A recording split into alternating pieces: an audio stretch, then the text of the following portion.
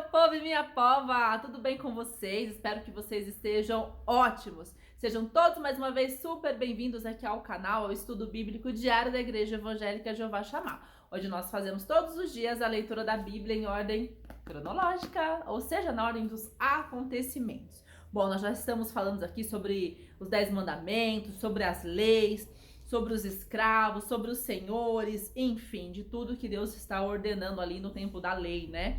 Então é isso. Hoje nós vamos falar sobre direitos de propriedade.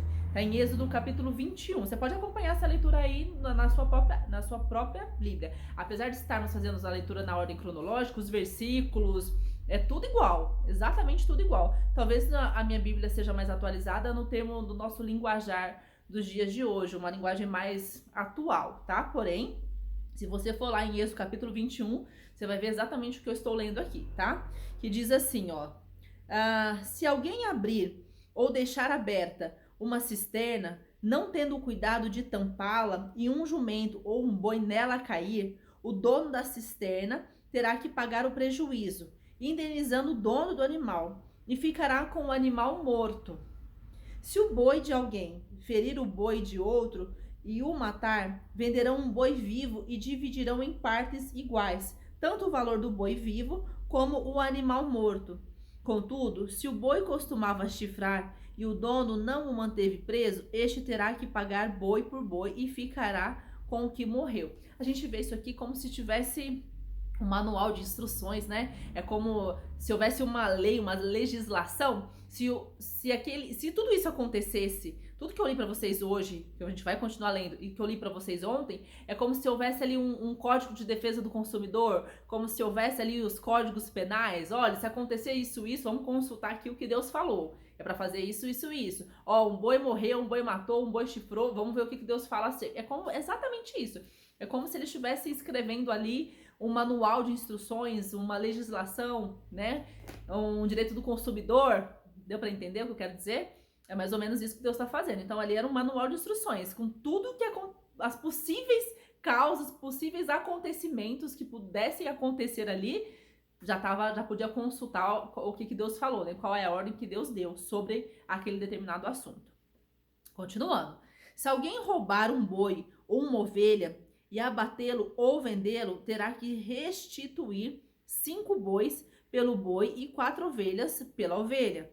Se o ladrão que for pego arrombando for ferido e morrer, quem o feriu não será culpado de homicídio. Mas se isso acontecer depois do nascer do sol, será culpado por homicídio. Olha que loucura isso. Isso aqui não entra na minha cabeça de jeito nenhum, essas coisas, né? Mas enfim, vamos continuar.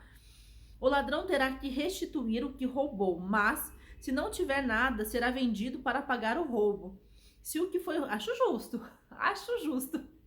Se você roubou e não tem como devolver, você vai ser levado como pagamento, né? Acho justo. Se o que foi roubado for encontrado vivo em seu poder, seja boi, seja jumento, seja ovelha, ele deverá restituí-lo em dobro, né? Ou seja, roubou uma ovelha, tem que devolver a ovelha mais uma ovelha. Roubou um boi, vai ter que devolver o boi e restituir mais um boi, ou seja, dobrado, tá? Isso era o que acontecia naquele tempo da lei, tá? No tempo aqui das ordens que Deus está dando ao povo. Se alguém levar o seu rebanho para pastar num campo ou numa vinha e soltá-lo de modo que venha a pastar no campo de outro homem, fará restituição com o melhor do seu campo ou da sua vinha.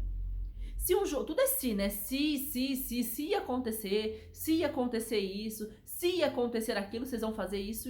Tá vendo que são instruções? Se alguém levar seu rebanho para pastar num campo ou numa vinha e soltá-lo de modo que venha a pastar no campo de outro, fará restituição com o melhor do seu campo ou da sua vinha. Repetir aqui, né? Se um fogo se espalhar e alcançar os espinheiros e queimar os feixes colhidos ou trigo plantado ou até a lavoura toda, aquele que iniciou o incêndio restituirá o prejuízo. Concordo também, justo. Se alguém entregar ao seu próximo prata ou bens para serem guardados, e estes forem roubados da casa deste, o ladrão, se for encontrado, terá que restituí-los em dobro. Tudo em dobro aqui, hein? Mas, se o ladrão não for encontrado, o dono da casa terá que comparecer perante os juízes, para que se determine se ele não lançou mão dos bens do outro. Sempre que alguém se apossar de boi, jumento, ovelha, roupa ou qualquer outro bem perdido, mas alguém disser, isso me pertence, as duas partes envolvidas levarão o caso aos juízes. Aquele a quem o juiz declarar culpado restituirá em dobro ao seu próximo. Se alguém der ao seu próximo o seu jumento, ou boi, ou ovelha, ou qualquer outro animal para ser guardado, e o animal morrer, for ferido, ou for levado, sem que ninguém o veja, a questão entre eles será resolvida prestando-se um juramento diante do Senhor de que não lançou mão da propriedade do outro. O dono terá que aceitar isso e nenhuma restituição será exigida. Ou seja, se for sem querer, né? Mas se o animal tiver sido roubado do seu próximo, este terá que fazer restituição ao dono. Se tiver sido despedaçado por um animal selvagem, ele trará como prova o que restou dele e não terá que fazer restituição. Se alguém pedir emprestado ao seu próximo um animal e este for ferido ou morrer na ausência do dono, terá que fazer restituição. Mas se o dono estiver presente ou quem tomou emprestado não terá que restituí-lo. Se o animal tiver sido alugado, o preço do aluguel cobrirá a perda. Bom, a gente está vendo então aqui na leitura de hoje sobre mais um pouco de lei, de ordem, do se acontecer isso, o que vocês vão fazer, se acontecer aquilo, o que vocês vão fazer, ou seja, das leis, né, das instituições, da legislação da época aqui de Moisés, né, do tempo da lei. Se a gente fosse trazer, naquela época, você vê que tem muitas citações de o quê? De boi, de ovelha, de animais e roupas. E às vezes cita ouro ou prata. Se a gente fosse fazer a leitura nos tempos de hoje, onde a gente não se comercializa, né? Não tem mais essa questão de troca de boi, de animais, de jumentos, de ovelhas, etc. Seria trazer para o tempo de hoje. Se pegar o seu carro emprestado, se pegarem a sua moto emprestado, se você guardar o bem do outro, teria que trazer para os bens materiais, né, dos nossos dias de hoje. Mas graças a Deus nós não vivemos nesse tempo. Eu me peguei pensando aqui, falei, poxa vida, imagina que legal seria se eu tivesse nascido na época de Moisés, onde eu viria com os meus olhos carnais o Mar Vermelho se abrindo, onde eu viria com os meus olhos uma nuvem no deserto, depois uma nuvem de fogo, eu vendo o rio Nilo virando sangue, tipo, sabe, esses sinais, esses prodígios, essas maravilhas, esses feitos que aquele povo tudo vivenciaram e viram com seus próprios olhos. Eu fiquei pensando, nossa, devia ser maravilhoso quem viveu ali na época de Moisés. Mas depois eu me pego pensando, diante dessas leis, diante de tudo que acontecia, esses escravos, senhores, senhoras, dão graças a Deus de eu ter nascido no tempo de hoje. É bem melhor, você concorda? Bem melhor a gente ter nascido aqui no tempo da graça.